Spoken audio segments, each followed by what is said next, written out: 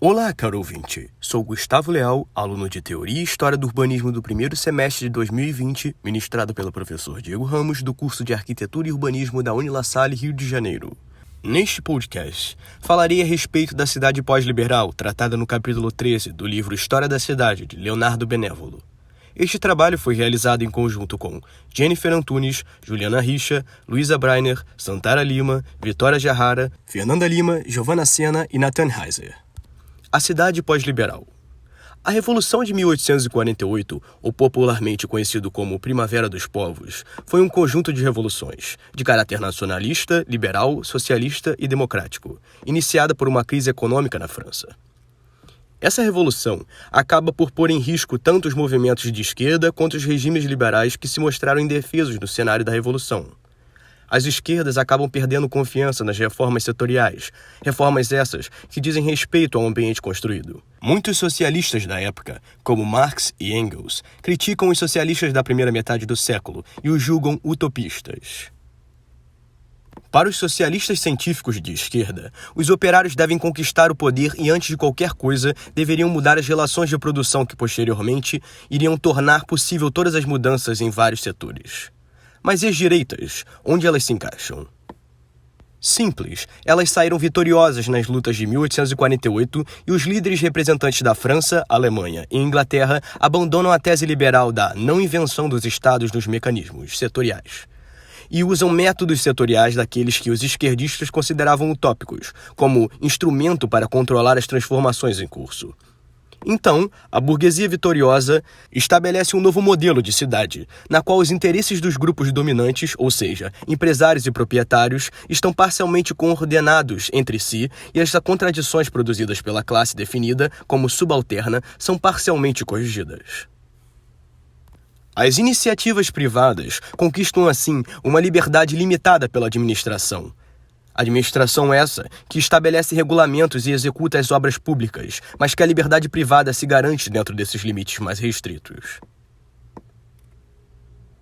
Nasce assim a cidade pós-liberal. O modelo da cidade pós-liberal conquista um sucesso imediato que permite reorganizar as grandes cidades europeias, fundar cidades coloniais em todas as partes do mundo, além de influenciar de maneira determinante a organização das cidades que vivemos hoje. Relacionar rapidamente as características desse modelo que já pode ser comparado com o ambiente da cidade contemporânea. Primeiro, o acordo entre a administração pública e a propriedade imobiliária. O espaço de pertinência de ambas e os limites entre esses dois espaços é fixado com exatidão. Ou seja, a administração pública gerencia um espaço que é o mínimo necessário para fazer funcionar o conjunto da cidade. A rede de percursos como ruas, praças, estradas e rede de serviços como aquedutos, esgotos, eletricidade e etc. Já a propriedade imobiliária administra o restante, isto é, administra os terrenos servidos por essa rede de percursos e instalações representados pela administração, tornando-os edificáveis e urbanizados. No caso da utilização de edifícios ou espaços livres de interesse público, colocados em alternativa com os usos particulares, como por exemplo escolas, hospitais, jardins, a administração deve comportar como um proprietário em concorrência com os outros. Daí surge a distinção entre os serviços primários e secundários.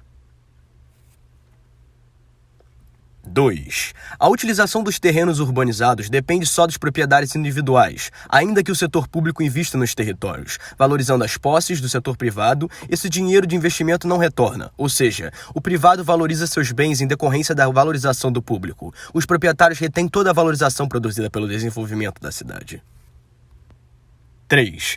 O limite entre o público e o privado bastam para as formas do desenho da cidade. Ou seja, os edifícios poderiam ser construídos no alinhamento da rua, formando na área central, onde se encontram os edifícios de função comercial, a chamada Rua Corredor, uma espécie de canal de tráfego, não restrito ao funcionamento de lojas nos andares inferiores das edificações. Com um adensamento populacional e com a finalidade de fugir dos inconvenientes da área central, há um afastamento para a periferia. O recurso do alinhamento da rua se dá na área periférica, onde se predomina o uso residencial, em busca de menos ruídos, melhor ventilação e iluminação nas residências. 4. Com a formação da periferia, se eleva o aumento do custo das moradias, obrigando a conservar determinado número de habitantes para as classes mais pobres. A periferia tende a se tornar mais compacta, não tendo espaço para edificações muito volumosas ou que cresçam demais, como por exemplo galpões, armazéns ou estabelecimentos comerciais. Essas edificações são ressachadas para a terceira faixa concêntrica, mais conhecida como subúrbio, um misto de cidade e campo, que é cada vez mais empurrada para longe à medida que a cidade cresce. 5. A cidade pós-liberal tinha vários problemas. Um dos mais evidentes era a densidade excessiva no centro e a falta de moradias econômicas. Para reduzir esses problemas, foram criados parques públicos e as casas populares. Os parques eram para ser uma espécie de campo da cidade. As casas populares eram construídas com dinheiro público. Elas eram todas alinhadas com a rua ou em pequenas vilas recuadas das ruas. Eram casas sequenciais com o mesmo modelo, gerando uma uniformidade obsessiva. 6. Anteriormente, principalmente em Pienza, na Itália, as cidades eram construídas no intuito de corrigir o ambiente tradicional, o respeitando ao invés de destruir aquilo que já era existente. Entendiam como parte da história que deveria ser respeitada e somente crescer em volta dela. Porém, na cidade pós-liberal, esse respeito agora só havia com os monumentos principais, as ruas e praças mais características, porque a grande parte da nova cidade construída dependia das construções já existentes.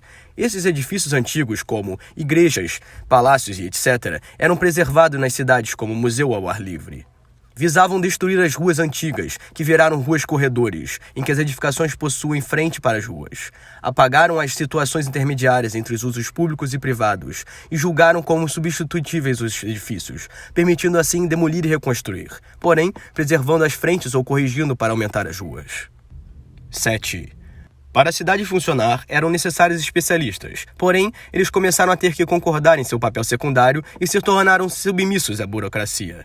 A partir daí, começa a ter a diferenciação do artista para o técnico. O técnico resolvia problemas de estrutura de instalações, sendo assim, as tendências eram previsíveis. Já o artista não discutia a estrutura, e sim a feição, com escolhas livres, sendo um trabalho independente sem ser necessariamente relacionado com as necessidades cotidianas.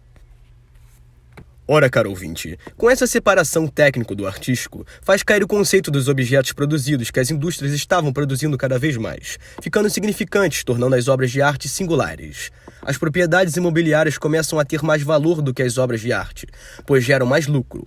A forma da cidade é o que aumenta a renda imobiliária urbana. O centro tinha mais densidade do que a periferia. A burguesia quer privilegiar a sua classe para que as propriedades imobiliárias defendam as suas preferências. Paris se torna um modelo de cidade, comprovando o sucesso da gestão pós-liberal, pois conseguiu realizar um programa urbanístico adequado em pouco tempo. Instalando uma nova rede viária, quilômetros de ruas antigas somem para dar lugares a novas ruas traçadas no conjunto existente e na periferia. Instalando novos serviços primários, como aquedutos, esgotos, iluminação e rede de transportes públicos. Instalando novos serviços secundários, como escolas, hospitais, colégios, quartéis, etc. Sobretudo, parques públicos. Instalando também uma nova estrutura administrativa, um cinturão alfandegário é anulado e uma sequência de núcleos periféricos é anexa à Comuna de Paris. Todo o programa custa caro, porém nesse período Paris quase duplica a quantidade de habitantes. Sendo assim, a sua renda aumenta. Ela consegue adiar o pagamento das suas dívidas.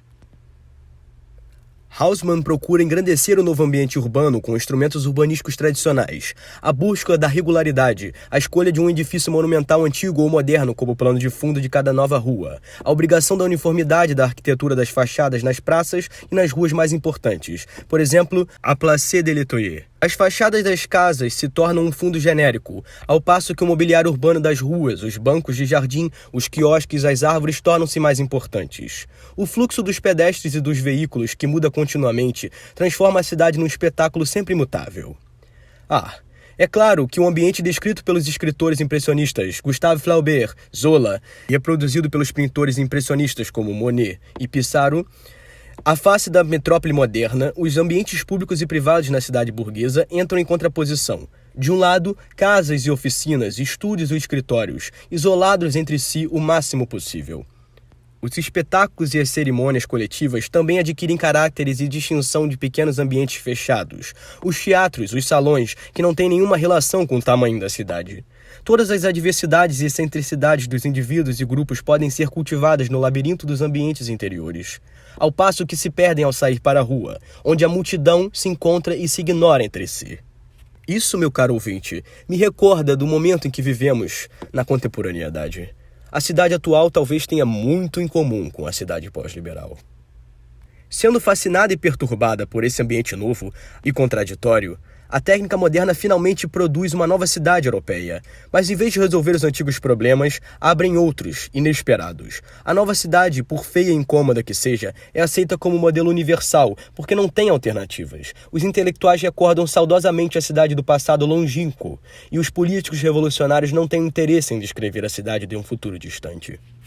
Nenhuma cidade europeia se transforma de maneira tão completa e coerente como Paris, e o organismo antigo determina, em ampla medida, a fisionomia da cidade moderna. Por exemplo, Viena, Florença e Barcelona. Ao contrário, as cidades coloniais podem ser realizadas seguindo rigidamente a nova praxis urbanística. Os centros autóctones nativos são deixados à margem ou destruídos, porque são absolutamente heterogêneos. Resultam, portanto, mais pobres e monótonos, contudo revelam mais claramente o caráter e mecanismos importados da Europa.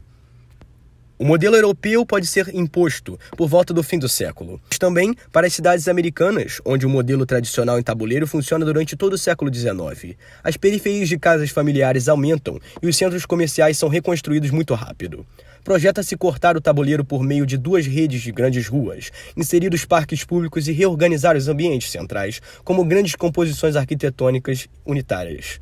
Somente as modificações parciais são conseguidas. A rígida estrutura tradicional se revela difícil de mudar. Bom, meu caro ouvinte, esse foi o capítulo 13 do livro História da Cidade de Leonardo Benévolo, tratando da cidade pós-liberal. Gostaria de lhe comunicar a respeito da existência de outro material, tratando do capítulo 14, sobre as cidades modernas.